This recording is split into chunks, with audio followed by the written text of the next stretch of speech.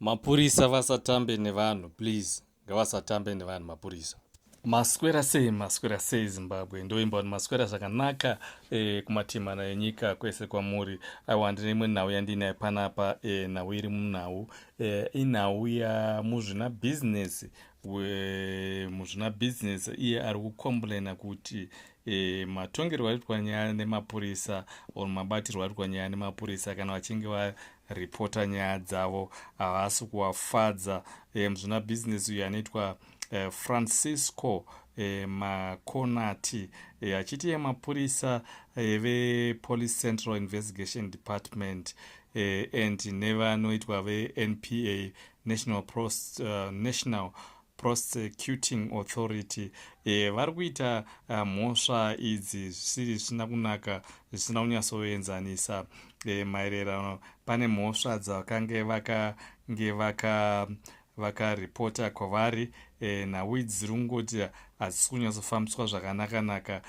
Vari kuti ivo vakaita mhosva idzi kanenge kanokwana kuita ka8 vachinoripota, asi hapasi kukwaniswa kunge pachibuda nenyaya svinhu, ndevari kushaya evidence and havasi kuinvestigata nemazvo pane nyaya yakaripotwa namuzvina business uyu anoitwa Francisco Makonati.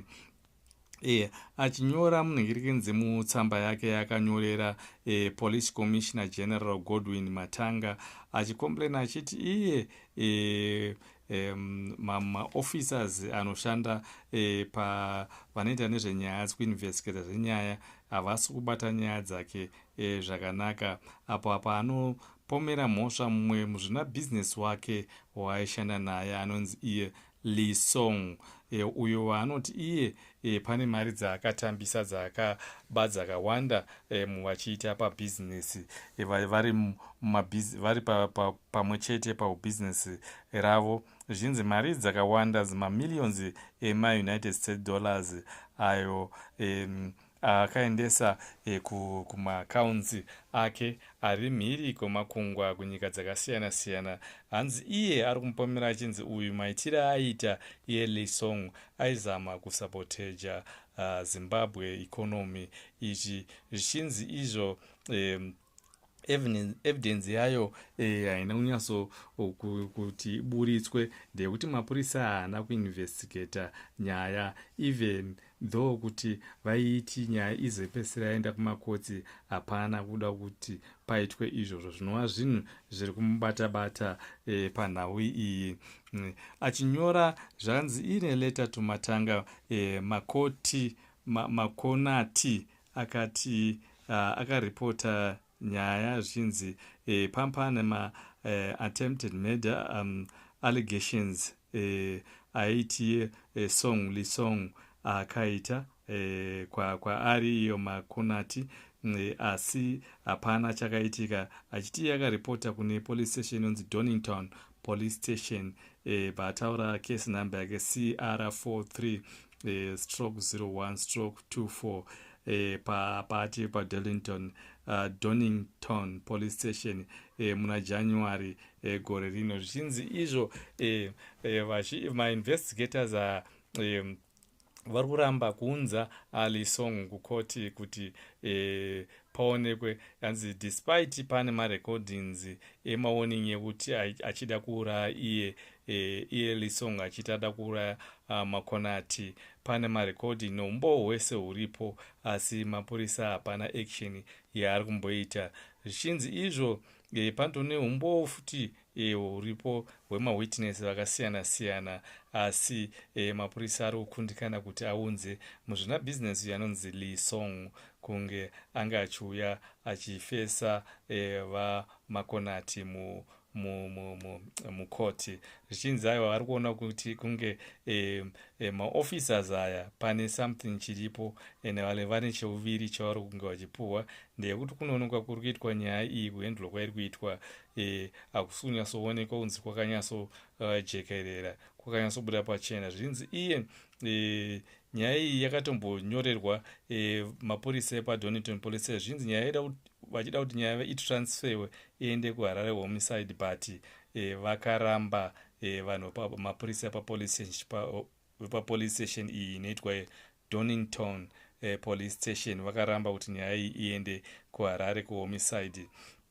Vachiti ivo vakanyora kuna officer in charge wepaDonington police station kuBulawayo futi vachirequesta kuti nyaya iripotwe ikoko yeattempted murder yakanga valisong vati aiwa vada kuuraya ivo makanoti zvinzi but nyaya iyi iri kunetsa kuti inge ichienda kunzvimbo dzese idzi ndeyekuti paringe pari kunzi pari kushanda cheuviri kune vanhu vari kubata nyaya iyi. Iyi iriyo nhayo yatinowanzotaura kuti corruption munyika medu yanyanya. I think ndo zvinenge zvichiitika. Vanhu vakangoona mari vanobva vangoviga nhau dzese, vanobva vangoviga nyaya yese. Kana dhoketi rinoshayika nenhau yekuti vanhu vari panzara, so corruption yacho yasvika palevel yakanyanya kutosvika panlevel iyi ukaona munhu akunyorera tsamba commissioner aiwa munhu anenge arwadziwa,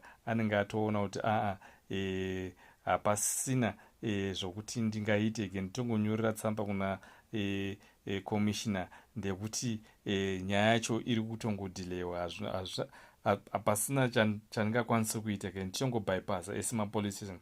Zvinzi iyo makonati iye ataura kuti officer in charge wepapolice station inoitwa yeDonington police station akati iye akupa nyaya iyi kuna one of the detectives anonzi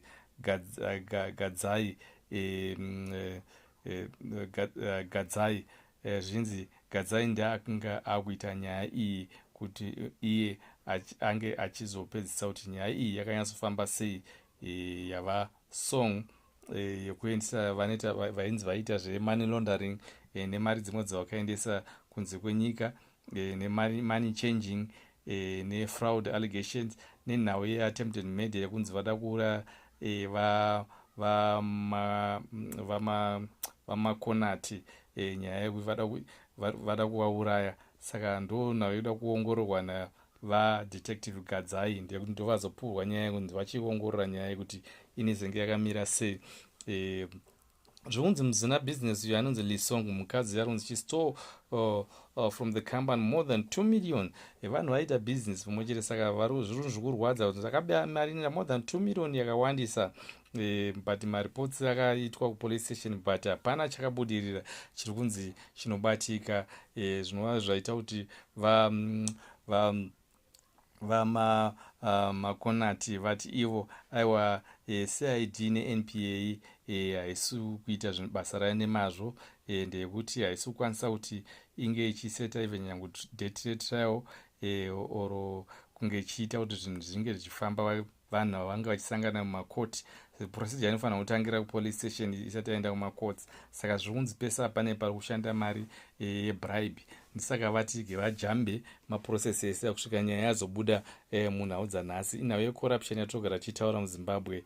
Zvinonzi gore rakapera vamakona vakasungisa CID boss anoitwa iye Jealous Nyabasa for failing to bring the docket he reported to the court. Saka munongoona parito madhoketi aya akutoratidza kuti ari kuvigwa nevakawanda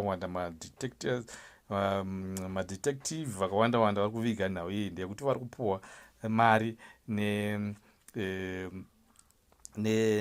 nauyo Lisong uyo akuratidza kuti zvina business ane mari, saka ane chain of connection yaanokwanisa anga achibriba zvakawanda. Saka apa zvokunzi ivo pari kutariswa pari kuonekwa kunzi pane kautsotsi kakuitwa kekuda kuti nyaya iyi isange ichipinda mumakoti. Zvinova zvati ivo vamakonati vati inini handisizombomira nyaya ndicharamba ndinayo chete kusvika yanzwikwa mumakoti, ndekuti mari yakabiwa yakawandisa nemathreats ari kuitwa pamwe chete kusanganisira ivo nemhuri yavo akanyanyisa. Saka vachazisafe ende vada kuti nyaya ipinde mumakoti vange ivo vachienzaniswa nekuzivikanwa kuti zvakamira sei, chii chiri kuitika pakati pava ivo Francisco makonati nava Lisong muzvinakadzi valisong. Saka vari kupomera mapurisa nayo kusaita basa nemazvo nokutambira bribe nekusaita futi basa nemazvo. Zvinova zvinhu zvatisingatarisire muZimbabwe, zvinova zvinhu zvinenge zvakurebesa zvakuita muswe wakanyanya munyika yedu yeZimbabwe, kuti munhu kana une mhosva yako inogona kutadza kushaya kwainoenda ndekuti vanhu vanenge vachingoda cheuviri, bribe.